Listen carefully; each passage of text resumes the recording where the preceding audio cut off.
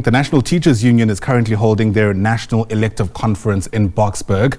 It's aimed at deliberating on critical issues affecting teachers, pupils, and the entire education system. The conference is aimed at providing a platform for more than 800 delegates to engage with scholars, senior government officials, education stakeholders, legislators, and even NGOs, with the aim of reflecting on the state of public education in South Africa. SABC News reporter Dludla is watching the story. He joins us now live from Boksburg. And Calvin, we're speaking about this just a day after teaching and learning was disrupted at several schools in Soshanguve because of allegations that at one of those schools, teachers are sexually harassing the pupils there. I mean, that issue, I imagine, at some stage would need to feature at that conference.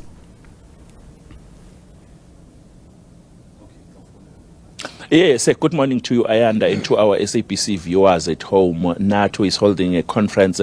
Some of the issues are going to be raised. I'm talking about disruptions in schools. I'm talking about criminal activities that are taking place in schools. Also, you would understand that most teachers are demotivated because of issues when it comes to salary increases and posts. But let me introduce Dr. Ngema, the Secretary General of the union, Natu, National Teachers Union. Dr. Ngema, thank you very much for your time. We are talking about the disruption with my colleague that took place in Soshanguve. Those are some of the issues that you would need to address and discuss in this conference, especially because the Deputy Minister, Regina Mohaule, is present.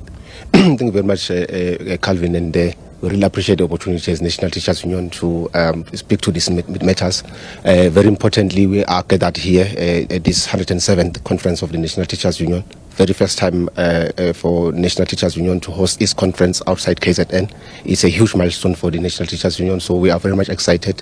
But indeed, on the agenda, correctly so, we will be deliberating on issues pertaining to violence in schools, issues that pertain to, bullying among learners too, issues also that speak to the selling of posts, and also the issue around the corruption in the education sector itself. You remember that recently there was a report talking to, ghost teachers that are employed in the Department of Basic Education. We want to deliberate on all those things, and we'll be engaging with the officials in the Department of Education, also engaging with the legislators and other NGOs, to deliberate on these issues. So we are very much excited, and we're looking forward to engage with the Deputy Minister and other ministers that will be joining us tomorrow or even Friday throughout the course of the conference. Are you also going to involve the issue of budget constraints? Because there are a lot of teachers that are sitting at home whilst schools are piling up, because there are children that are at schools, and you would find out that the number of the children in schools is too much compared to the number of teachers. Are you also going to deliberate more on that or engage the Deputy Minister on such? We will definitely engage, but very importantly, the Minister of Finance will also be joining us tomorrow. So we'll recall that during the budget speech early this year, firstly, the Minister would have allocated about 32.9 billion, and that was, slashed to about 29.8 billion when he tabled the budget number 3. So that was about 2.9 billion rand a slash. And, that is a lot of money talking to, the establishment of new schools because we want to deal with the issues of overcrowding in our classrooms, so we need more space. But also regarding the issue of unfilled vacancies in schools, talking to, quite a number of unemployed qualified educators that really wish to join the system and be part of the education of our young children going forward. So these are the matters that we'll be talking to. But very importantly, also the Deputy Minister, Dr. Mohaule, will also be engaging on the regulations for the implementation of the Bella Act and a whole of other issues pertaining to violence in schools. Calvin, we have issues actually when schools are closed. there are burglaries that are taking place. And these thugs, they find a way to get into schools and steal laptops and other equipment that is essential for teaching and learning. And we need to deliberate on the issues as to how we are going to, protect our schools as well as also our educators as well as learners themselves. It would be unfair of me if I don't ask you about the sexual allegations against your teachers. Indeed, we are, concerned profoundly as the National Teachers Union about such revelations, such reports, and we will also be engaging with, delegates themselves, among themselves, talking to how this could be, circumvent. The issue around, SABC, because that is a body that regulates the ethical conduct of teachers, is also part of the conference. So in our agenda, we'll also be talking about ethical conduct or standards for teachers. We really wish that such behavior be stopped. We condemn it, to full what call ability to say it can't happen. It cannot happen in our name as teachers to say we are sexually abusing our learners, and it is a dismissal offense.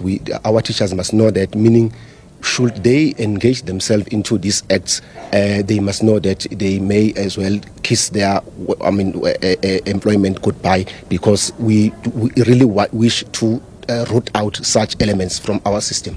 How are you dealing with the issue of filling posts, especially when it comes to assistant teachers? Look, we appreciate the employment of assistant teachers in terms of assisting with the administrative burden that teachers are confronted with, the issue of marking of registers, the issue of checking of homeworks and all other things is too much. It places so much burden on our teachers, and we appreciate that the president has done something to try to lessen the amount of paperwork from our teachers. But very importantly, teacher assistants are not substitute for educators. In other words, we are still saying that where there are vacancies, the department must not, make excuse of saying, but the schools may make use of teacher assistants. In actual fact, they are not, employed to teach. They are employed to assist, teachers. So in other words, they cannot go to the classroom and start, delivering on lessons. They do not prepare lessons as such. So it is important that the filling of vacancies of teachers be done accordingly, and ensure that there is in every classroom there is a teacher without reliance on teacher assistants, because they are not teachers, they are not employed to do that. But further than that, we want to underscore the importance of having teachers employed and all vacancies filled. Briefly, because of time, tell us about the allegations of corruption when it comes to the availability of senior posts, your HODs and the principal. How are you dealing with that?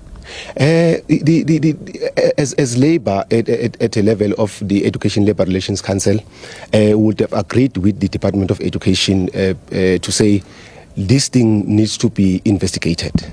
We have established a task team that is under the auspices of the ELRC that is going to work on probing these matters to identify those evil elements that are selling posts, because from where we sit, Calvin, we are of the view that appointments, promotions in the education sector should happen on the basis of merits.